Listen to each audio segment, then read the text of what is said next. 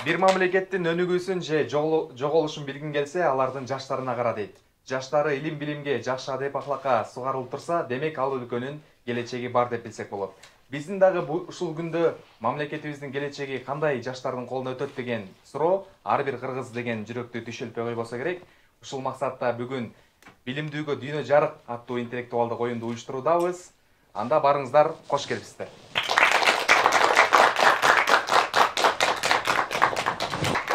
Oyundun erежелери менен тааныштыра кетейин. 4 категориядан турат. Биринчи категорияда 10 суроо, ар бир категорияда 10 суроодон болот.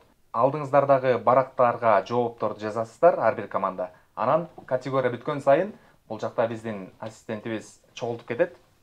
Анан аягында ошол менен жыйынтыгы болот. Категориялар болсо, бизде азыр 2 сүрөттөн турган бир адамдын аталыш ысымы чыгыш керек. Экинчи категория болсо бул эң деген түшүнүктүү болду. Эң чоң китеп, мисалы, эң чоң поэма, эң чоң кино деген сыяктуу. Анан К тамгасы деген категория бар. Анан кийинки логикалык суроолор. Бүгүнкү биздин билимдүүгө дүйнө жарык аттуу интеллектуалдык оюндун катышуучулары бул 3 курстан Реж 121 группасы, кол чабуулар болсун. Экинчи курстан ТВ 122 группасы жана дагы 3 курстун катышуучулары ТПИФ 121 группасы. Ушул 3 тайпа бүгүн 4 категория боюнча сынакка түшөт.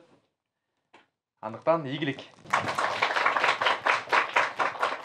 Бүгүнкү билимдүүгө дүйнө жарык интеллектуалдык оюнунун калыстар төрагасы биздин Нурзат Байзаков эжекебизге. Анда биринчи категория бул визуализация. Бул сүрөттө 2 сүрөт биригип бир адамдын ысымын берет. Кайсыл адам? Кайсыл ысым? Ойлонуп, барагыңыздарға жазсаңыздар болот. Сіздерге 1 мүнөт убакыт кетти.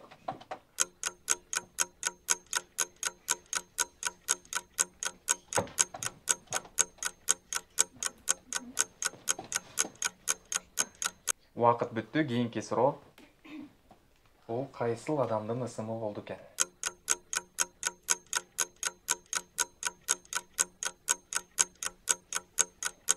Үч команда тең тапты окшойт. Кийинки суроо, кийинки сүрөт. Бул кайсыл адамдын ысымы?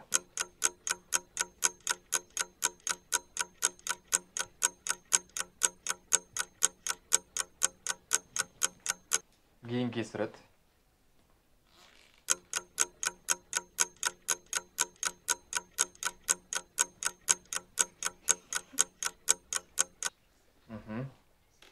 Кийинки сүрөт.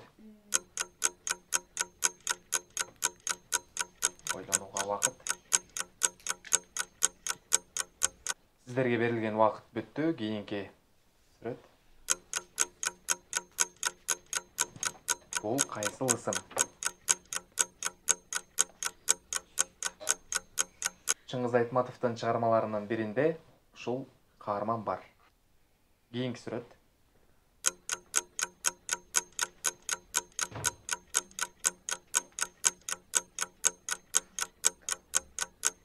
Убакыт соңуна келди. Кийинки сүрөт.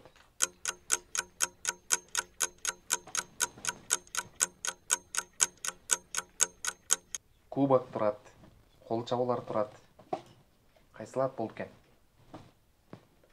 Ойлонобуз.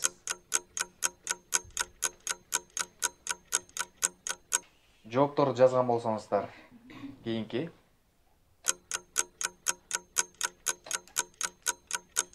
Бул кайсыл ат?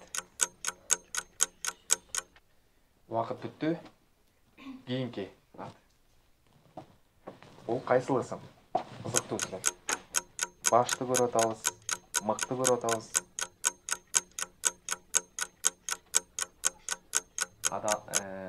Айылдаштардын аттарын эстейбиз.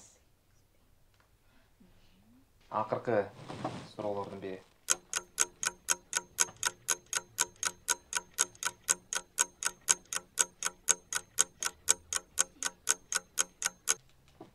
Кийинки сүрөт.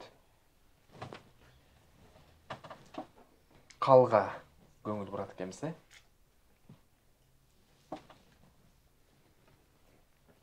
Биздин катышуучулар болушунча бири-бирине угушпай көздөр менен түшүнүшкөнгө аракет кылып атат, бири-бирине укпай болсун жоопторун деп, Ишинче биздин экинчи курстун студенттери жоопторду таап койгон окшойт. Мени карап атат, кийинкисин качан коет деген. Кеңешип бири-бириңиздер менен карашып, варианттарды айтып. Аяктады кийинки сүрөт.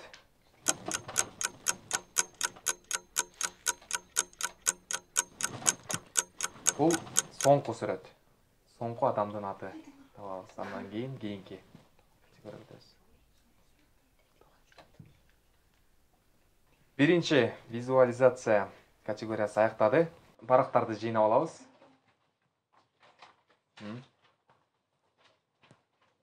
Жазганга болбойт, барактарды коюңуздар. Биринчи категориянын жооптору калыс Нурзат эжекебизге келсе. Азыр жооптору болот. Эгер сиздер туура жооп берген болсоңуздар, кол чабасыздар. Эгер туура эмес жооп берип калсаңыздар, деген ойдон отуруп каласыздар, Анда биринчи суроонун жообу Күмүшай деген аталыш болуш керек. Дээрлик баарыбыз туура таптырбыз, Экинчи ат бул Нурбек. Экинчи курстар туура тапкан окшойт. Үчүнчү ат Гүлжан деген атты жакшыртабыз.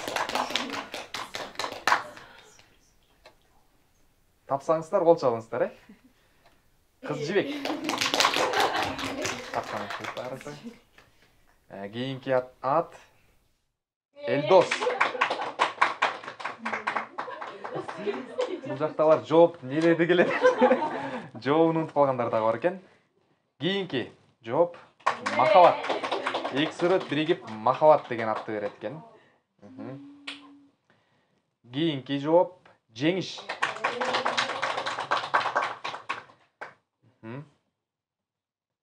Базарбай. Мен жардам берип Чыңгыз Айтматовдун чыгармаларынын ичинен бир каарман дедим, Кийинки аталыш бул Бермек. Кийинки жооп бул Ардак. Ардакты таппай калган окшойсуздар, Унчукпай калдыңыздар. Кийинки жооп бул Жазгүл. Жазгүл деген ысым. Сыймык. Бул сый тамак. Башты сый катары берет, анан мык. Кийинки жооп Аскат.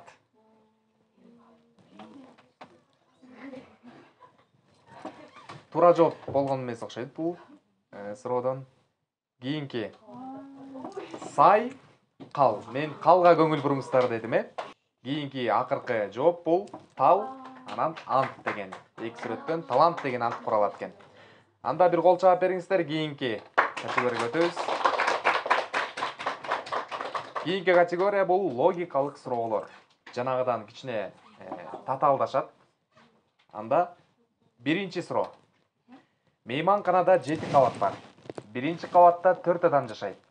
Ар бир кийинки кабатта алдыңкысына караганда 2 адамга көп.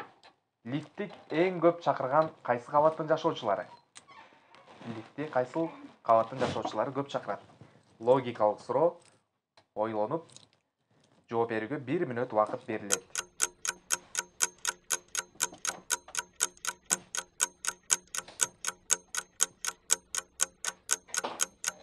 Жакшылап ой жүгүртүп, кунтуп коюп окуп, жообуңуздарды бериңиздер. Бул суроо жыйынтыктагы кийинки суроо. Гитарада, домбурада 6, комузда 5 эле. Сөз эмне жөнүндө болуп жатат? Убакыт кетти.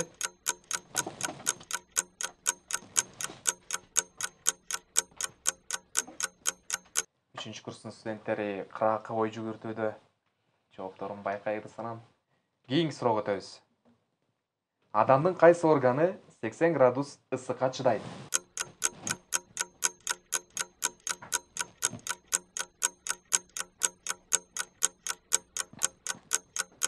Кийинки суроо. Чийки түрүндө жебейт, бышкандан соң таштандыга таштайт. Бул эмне? Чийки түрүндө жебейт экенбиз. Бычкандан кийин таштандыга салып салат экенбиз. Мына кызык. Бул эмне?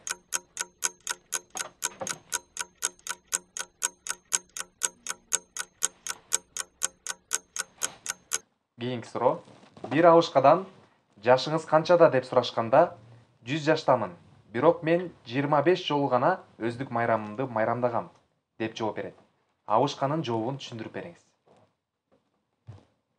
Жашыңыз канчада деп сурашканда 100 жаштамын. Бирок мен 25 жолу гана өздүк майрамымды майрамдадым дейт. Жообу эмнени түшүндүрүп жатат?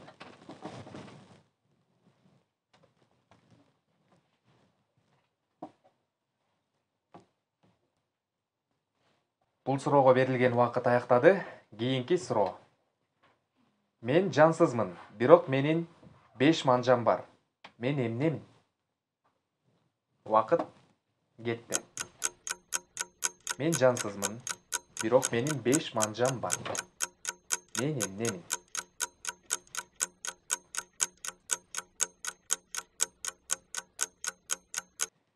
Убакыт аяктады. Кийинки суроо. Кереги барда ыргытышат, кереги жокто көтөрүшөт. Бул эмне? Кереги барда тескерисинче ыргытат экен, а кереги жокто көтөрүп коюшат экен. Бул эмне? Ар тараптуу ой жүгүртүңүздөр. Бир жерге байланбаңыздар. Бул логикалык суроолордун акыркысы. Аяктады. Барактарды чогулта алабыз. Эми жоопторун угабыз.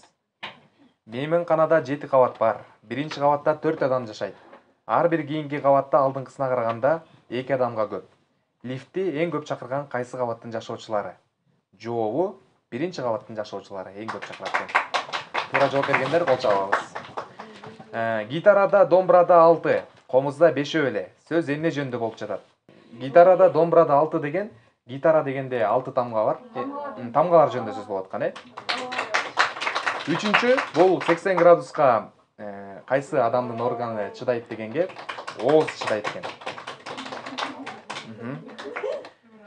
Чийки түрүндө жебейт, бышкандан соң таштандыга таштайт. Бул эмне? Лавр жалбырагы. Бир абышкадан жашыңыз канчада деп сурашканда 100 жаштамын. Бирок мен 25 жолу гана өздүк майрамымды майрамдагам деп жооп берет. Абышканын жообун түшүндүрүп бериңиз. 29. Шамдаңыздар калып бараткандар. Мен жансызмын, бирок менин 5 манжам бар. Бул мээлей. Кереги барда ыргытышат, кереги жокто көтөрүшөт. Бул эмне деген суроонун жообу якорь. Кайыктар жүрүп атканда, билесиздер. Анда кийинки категорияга өтөбүз. Кийинки категория бул К тамгасы. Демек, жооптордун баары К тамгасынан башталат, Анда биринчи суроону баштадык, даяр болсоңуздар. Дүйнөдөгү эң кымбат металл бул эмне? Убакыт кетти.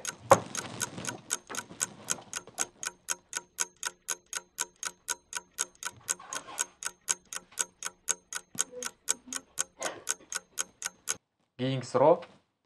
Бул тасманын бет ачаары 2014-жылы 22 августта Монреаль кинофестивалында болгон. Бул кинону тартуу үчүн мамлекет 1,5 миллион сом жумшаган. Бул кайсы кино?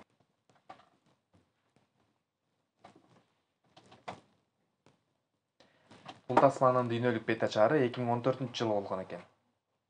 Бул кинону тартуу үчүн мамлекет 1,5 миллион сом сарптаган экен. Бул кайсы кино?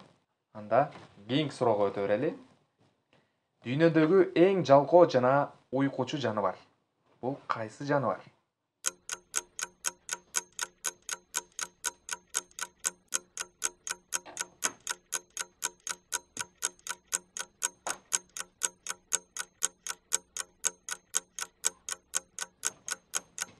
Убакыт аяктады. Кийинки суроо.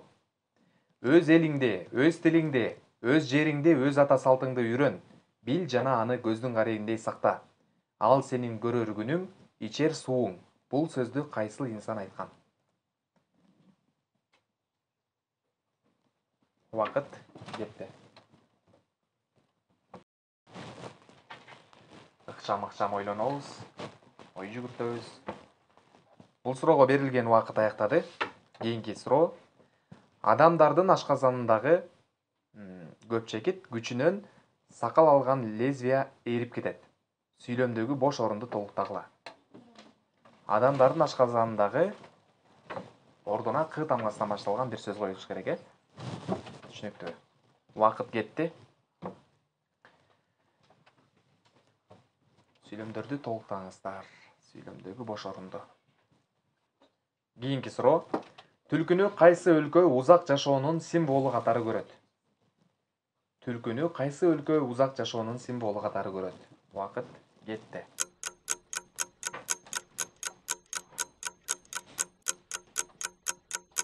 Түлкүнү кайсы өлкө узак жашоонун символу катары көрөт?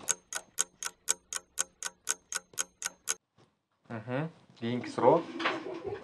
Мухаммад саллаллаху алейхи вассаламга Алла Таала бейиштеги кайсы көлдү тартуу кылган? Пайгамбарыбызга Алла Таала бейиштеги кайсы көлдү тартуу кылган?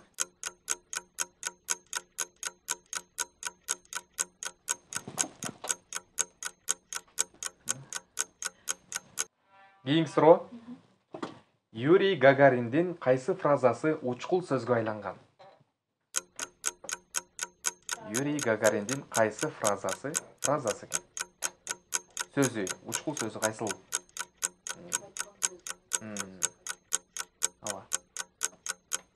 Лампочканы ойлоп тапкан Томас Эдисон эмнеден аябай корккон? Томас Эдисон эмнеден аябай коркот?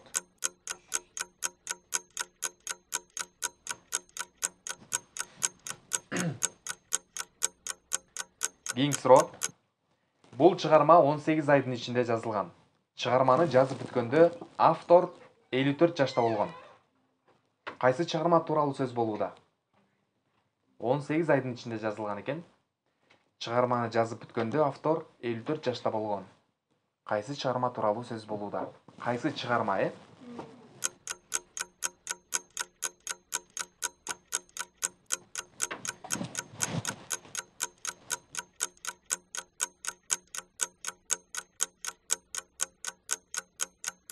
Убакыт аяктады. Кийинки суроо. Чубактын минген тулпары. Манас эпосунан, Чубактын минген тулпарынын аты.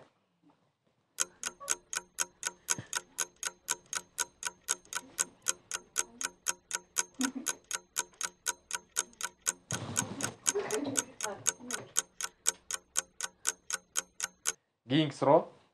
Уясын кадимки жаңгактын ичине батырып коюуга мүмкүн болгон чымчык канаттуу. Бул кайсы канаттуу? Демек кичинекей канаттуу экен, Уясын кадимки жаңгактын ичине батырып коюуга мүмкүн болгон чымчык. Бул кайсыл канаттуу? Кийинки суроо. Сабитжан, Айзада, Шаймерден Чыңгыз Айтматовдун кайсы чыгармасындагы каармандар? Сабитжан, Айзада, Шаймерден Айтматовдун кайсы чыгармасындагы каармандар?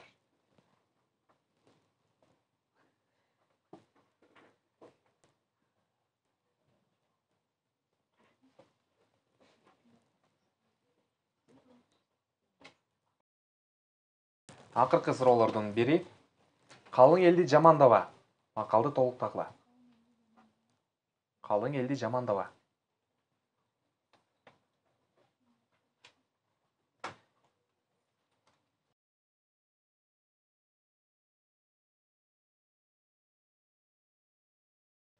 Анда кийинки акыркы суроо К категориясы боюнча.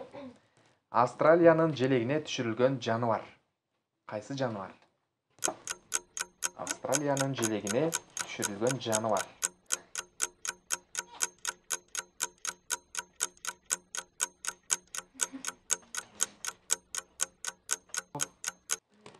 Анда К тамгасынын категориясын жыйынтыктадык. Жоопторго кезек беребиз. Ага чейин барактарды биздин калыска узатабыз. Жоопторду угабыз. Ким туура жооп берсе, кайсыл команда кол чабабыз, Дүйнөдөгү эң кымбат металл бул Калифорний деген металл экен. Эч ким өзү туура таппаган окшойбуз, Кийинки. Бул тасманын дүйнөлүк бет ачары 2014-жылы болгон. Бул тасманы тартууга 1,5 миллион сом коротулган. Бул албетте Курманжан Датка фильми. Курманжан Датка фильмин билбей калган биздин катышуучуларыбыз бар экен, Анда кийинки. Дүйнөдөгү эң жалкоо жана уйкучу жаныбар бул коала деген жаныбар экен. Өз элиңди, өз тилиңди, өз жериңди, өз ата салтыңды үйрөн. Бил жана аны көздүн карегиндей сакта. Бул сенин ичер сууң, көрөр күнүң деп Касым Тыныстанов айткан экен.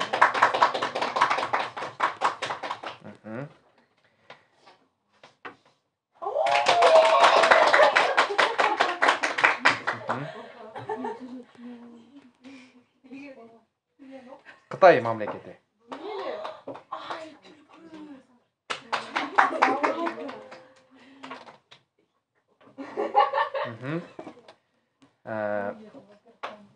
Бейиштеги көл деген, Каусар деген көл экен. Юрий Гагариндин фразага айланган учкул сөзү бул кеттик деген сөз экен.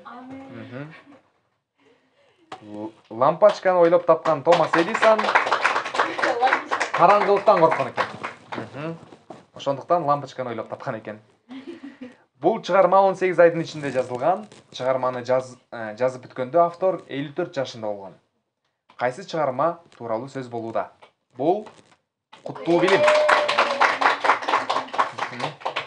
Жусуп Баласаган, Чубактын минген тулпары, албетте көк ала. Туура эмес жооп берген. Уясын кадимки жаңгактын ичине батырып коюу мүмкүн болгон жаныбар, канаттуу, бул колибри.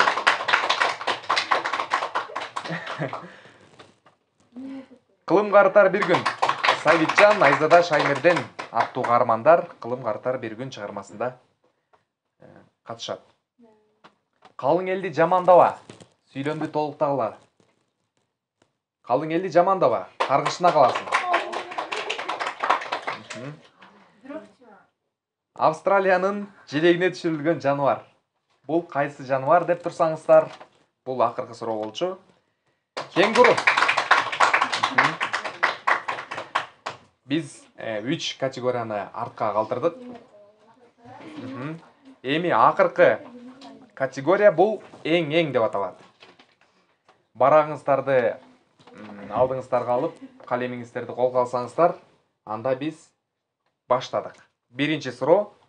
Дүйнөдөгү эң узун кургак чегара. Бул бөлүмгө 30 секундда гана убакыт берилет. Андыктан чамдаңыздар. Дүйнөдөгү эң узун кургак чегара кайсы мамлекеттердин ортосунда? Ооба. Чегара. Узун. Эң узун. Убактыңыздар 5 секунд калды. 4, 3, 2 жана 1. Кийинки суроо. Кыргызда аңызга айланган эң сулуу аял заты? Аңызга айланган эң сулуу аял заты. Ким болду экен? Убактыңыздар бар.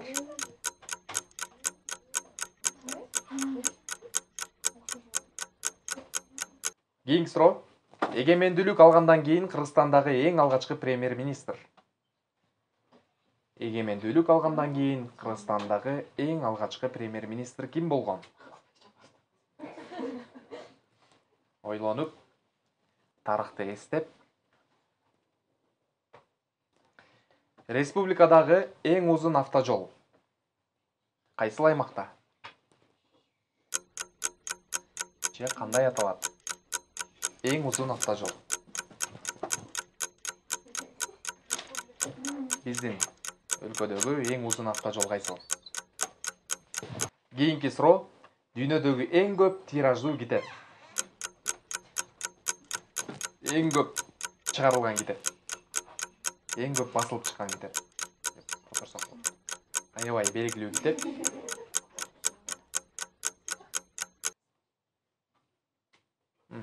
Кийинки суроо. Көңүлүңүздөрдү экранга бурабыз. Көзү мээсинен чоң канаттуу. Көзү мээсинен дагы чоң экен.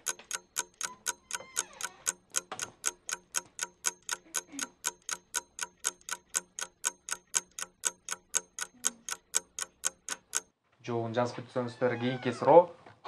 Кайсы мамлекеттин желегинен эң көп сандагы жылдыздарды кезиктирүүгө болот? Бул баарыбызга белгилүү болсо керек, Жылдыздар менен байрагы, желеги, асабасы кайсы мамлекеттики? Кийинки суроо. Микроорганизмдерге өтө бай жана микробторду эң көп топтоочу органыбыз кайсыл? Адамдын органы.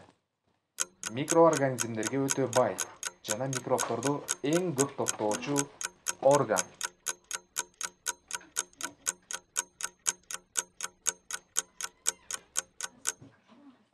Анда кийинки суроо.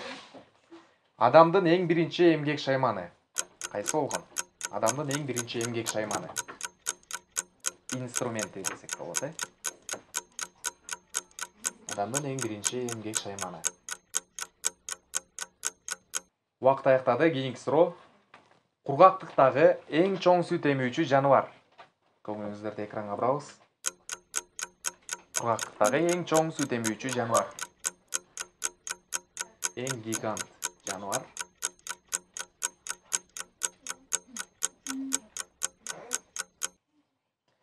Кийинки суроо. Эң биринчи космоско учкан айым ким болгон? Эң биринчи космоско учкан айым.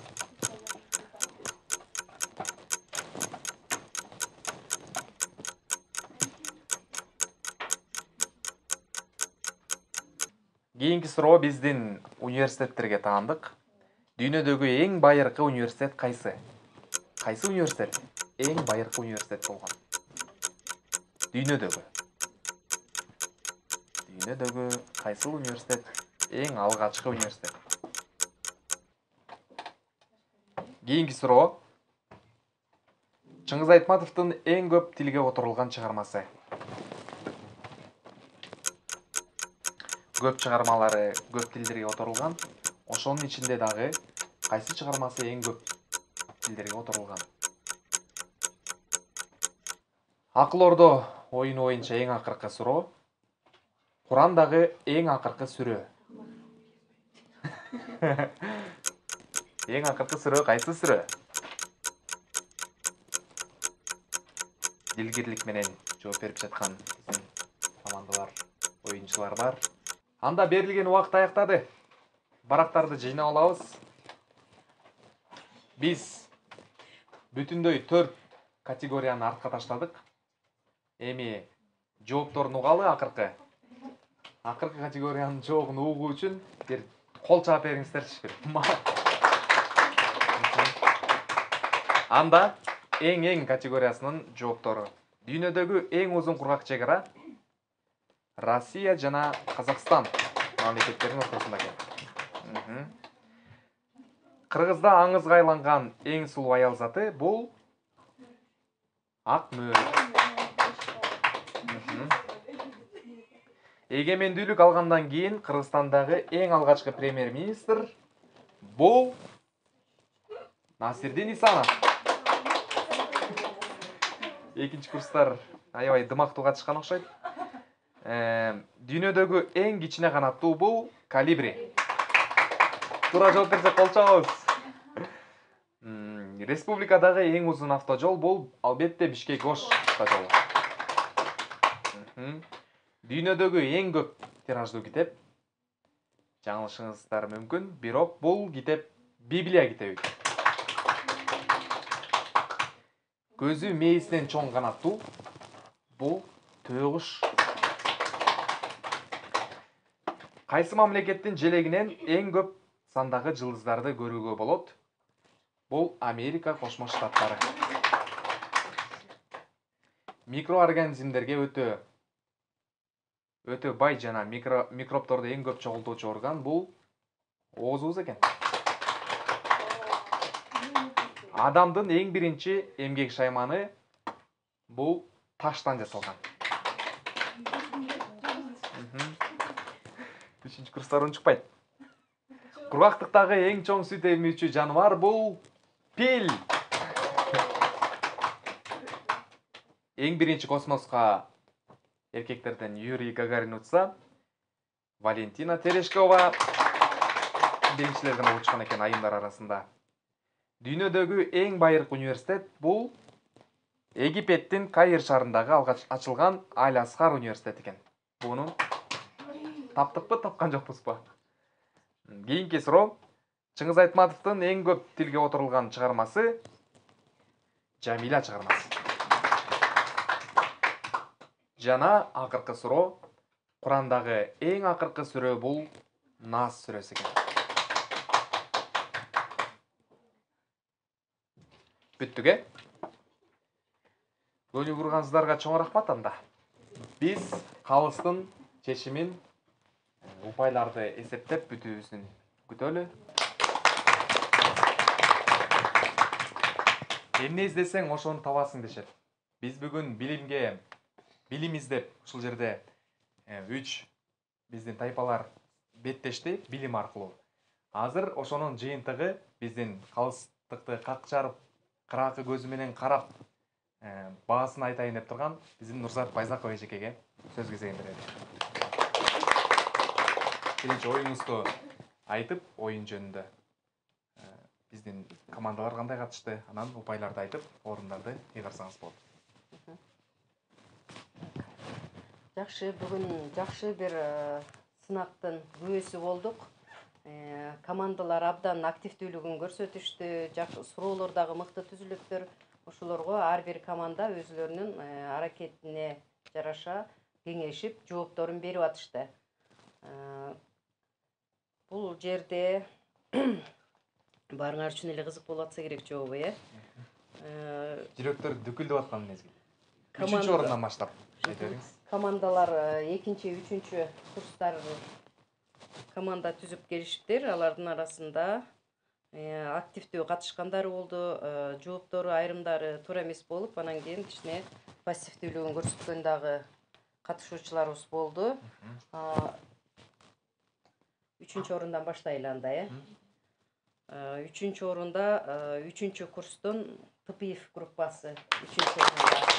Канча упай алышты? 22 упай менен. 22 суроого туура жооп берген демек. Андан кийинки 2-чи орунга эми режиссура группасы чыкты, 27 туура жооп менен. Анан жеңүүчү болуп, бүгүн абдан активдүүлүгүн көрсөткөн, суроолорго так туура таамай жооп берген, жана бат дагы жооп берип атышкан ошо группалар телевидение группасы, 2-чи курстун телевидение группасы канча упай менен куттуктаймын, 37 туура жооп. Аябай көп озгон экен, Ооба. Акыл жаштан болуп калды окшойт, Жаштар бар жерде дымак бар деп атпайбы? Эми бул деген достук, ортодо достук жеңди деп айталы. Анан мындай кароо сынактар абдан көп уюштурулуп турса, студенттер үчүн Билбегенибизди билип, абдан жакшы, кызыгуу, ортодогу бир аракеттердин күчөшүнө алып келет деп ойлойм. Абдан жакшы иш-чара болуп атат. Мындай дагы улантылып турушун каалайм. Катышуучуларга терең ыраазычылык билдирем. Жалпы катышуучулардын орнуңуздар менен куттуктайбыз. Билбегенибизди көпчүлүгүбүз билип алсак керек. Унутпайлы, мындан дагы билимге, илимге умтулалы. Күнү бүтсө саргаят арчада. Кудай билет, күндөр жетет канчага. Ким издесе табат дешет баары бир. Туура жолду издегенден чарчаба. Кийинки чыгарылыштардан көрүшкөнчө сак саламатта туруңуздар.